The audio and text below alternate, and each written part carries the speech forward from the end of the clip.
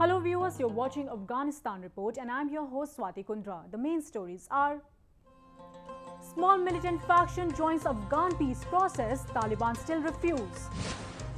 NATO chief laid stress on political reforms during his Kabul visit. Afghan migrants say they will not give up on European dream as European Union and Turkey work on a deal to stem the illegal flow.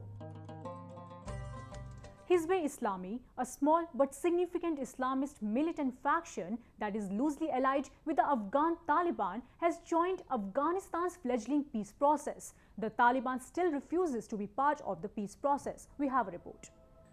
The announcement marked the first success for the renewed effort aided by the US, China and Pakistan to end nearly 15 years of war in Afghanistan that kills and maims hundreds of people each month. Representatives of Hizb-e-Islami, an Islamist militant movement of several hundred fighters led by Soviet-era Afghan war hero Gulbuddin Hekmatyar, appeared at a press briefing with members of the High Peace Council which oversees the peace process.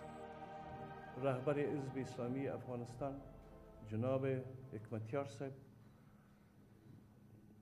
لبیک گفتن و یک هیئت با صلاحیت را که جناب انجینیر صاحب امین کریم در رأس هیئت تشریف دارند و اینجا پارلیمان حضور دارند. امروز ما اولین جلسه خود آغاز گفتگوی بین الافغانی بین البرادری. The head of the Hizb-e-Islami delegation, Karim Amin, said he hoped other anti-government fighters would be inspired by the selflessness of his movement and join the process, although there was no mention of the group surrendering arms yet. مذاکراتی را که امروز ما به صورت رسمی از طریق شورای عالی صلح و از طریق یک تفاهم بین الافغانی آغاز کردیم و تاکید میکنم بر اصل بین الافغانی بودن مذاکرات، ان شاء الله با عمو اخلاصی که حزب اسلامی داره، جناح‌های سیاسی و نهادهای کشوری به او را پیش برن، منتج به مسیر خواهد شد که ان شاء الله ما را به یک کشور دارای صلح و ثبات و امنیت خواهد رساند. Loosely allied with the Afghan Taliban, Hizb-e-Islami fighters are believed to be active in Afghanistan's eastern Kunar, Nuristan, Ghazni and Logar provinces. The movement also has a political party with members in parliament and government and wields influence because of the fearsome reputation of its founder and leader. Hekmatyar became a hero to many Afghans while leading Mujahideen fighters against the Soviet occupation of the country in the 1980s. A former Afghan Prime Minister, he took up arms against the new government in Kabul after the 2001 US-sponsored toppling of the Taliban's hardline Islamist regime. Hekmatyar left Afghanistan in the mid-1990s and is believed to be in Pakistan, although his exact location is unknown. NATO chief Jens Stoltenberg has urged Afghan government to bring more reforms in the country. During his two-day visit to Kabul, Stoltenberg called upon Afghanistan to make more political reforms and crack down on corruption in exchange for continued international aid. NATO chief Jens Stoltenberg met Afghan chief executive Abdullah Abdullah and called for more political reforms and crack down on corruption. The Afghan government is heavily dependent on foreign financial funding, and thousands of troops under a NATO-led coalition remain in the country to train and advise security forces battling to defeat Taliban insurgents. Stoltenberg also met Afghan President Ashraf Ghani and discussed issues related to security and reforms. I'm encouraged by the work of the National Unity Government. But as the President and I discussed, Afghans' long-term success requires further reform. This means stronger security institutions, stable leadership positions, and effective mechanisms to root out corruption. The Afghan public, in every single way, is asking for reform. So reforms are not imposed upon us from outside. It is a response to the heartfelt wishes of our public, because the public sees corruption as great as a threat as terrorism.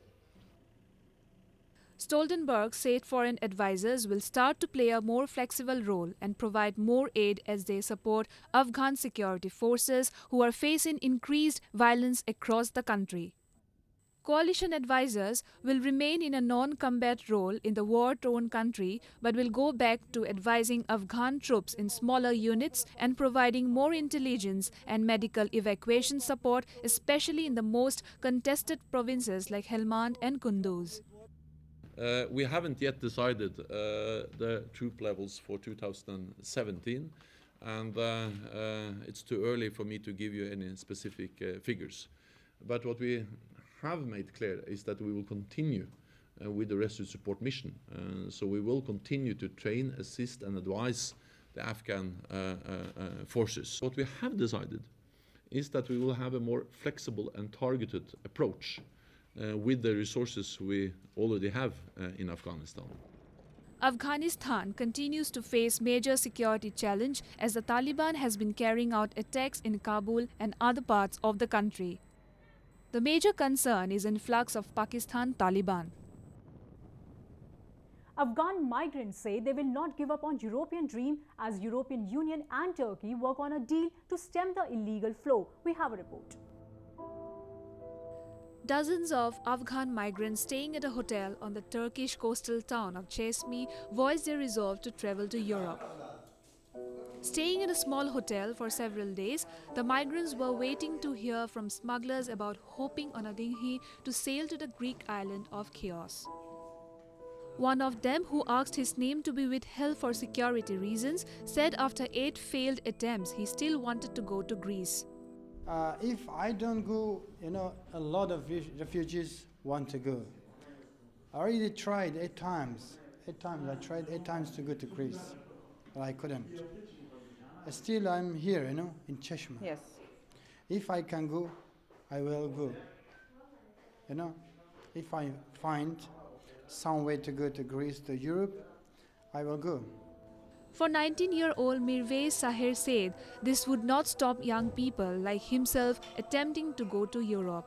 از افغانستان که تا اینجا آمدیم مکمل در راه قاچاق آمدیم دیگه مثلا که می دریا که بیخی آتش هم بگرده باید است که بریم برگشت نمیخوایم طرف افغانستان چرا که ما جوان هستیم افغانستان همه روزه جنگ است روزی که از افغانستان که از بین نره حداقل 700-800 نفر در انتحاری و جنگ و دشمنداری هم سر حساب از بین میره از ما جوانا از افغانستان مثلا طالب هر کسی میاد پشت شبا 12 یک شب میان پشت خانه ما در میزنن یا قفل میدان میکنن میدارن اسلحه را میتن میگن مثلا که قطع ما برو جهاد کن مجبور است.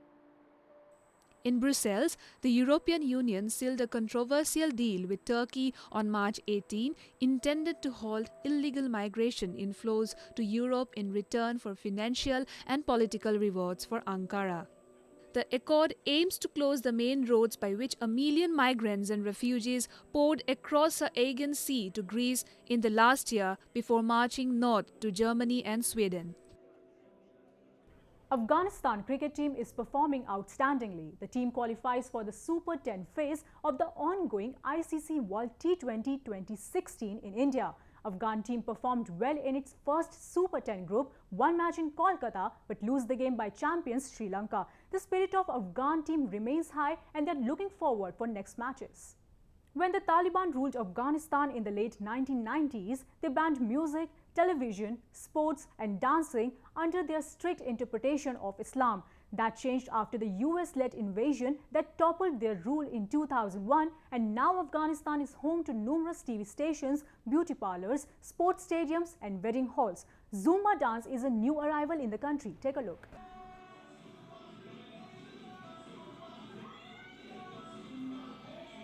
This Zumba class is in full swing in Afghanistan, a country where dancing was once prohibited under Taliban's strict rule.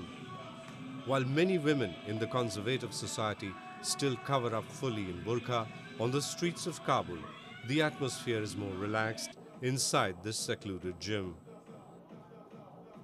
Women and girls practice their Zumba dance fitness moves with instructor Atina Mohammadi. مدت 2 ماه شده که وارد افغانستان شدن این ورزش ما با علاقمندان زیادی مواجه هستیم و مورد پسند همگان واقع شدن و انشالله در آینده امیدوارم همینطور بشن و در سراسر ولایت افغانستان بگنجاین و هر کسی که آمدن این ورزش رو در یک جلسه که دیدن خوشبختانه از هر خانواده 3-4 تا تو این ورزش آمدن. Relaxation is important for Afghans living through an ongoing war with the resurgent Taliban, whose bombs explode in Kabul on a regular basis. این ورزش علاوه بر اینکه به خاطر تناسب اندام است، به خاطر آرامش فکری هم میباشه. یعنی وقتی که بخوایم که آرامش فکری پیدا کنیم، ورزش زنبا بهترین ورزش برای آرامش فکری میباشه. ترس خب هست، یعنی چون همینجا خود ما در کلاب ورزشی که هستیم، خود ما از ایراز داریم که یعنی کسی داخل ورزشگاه نشه، ولی باز هم کوشش میکنیم که می ترس از بین ببریم. در راه هم است، مشکل است، ولی کوشش میکنیم که تا حدی ایستادگی کنیم در مقابل مشکلات. The instructor hopes the government would provide necessary security to women wanting to join Zumba classes. With that, we have come to the end of this week's episode of Afghanistan Report. I'm Swati Kundra taking your leave. We'll be back next week with more news and views from Afghanistan. Goodbye and Khuda Hafiz.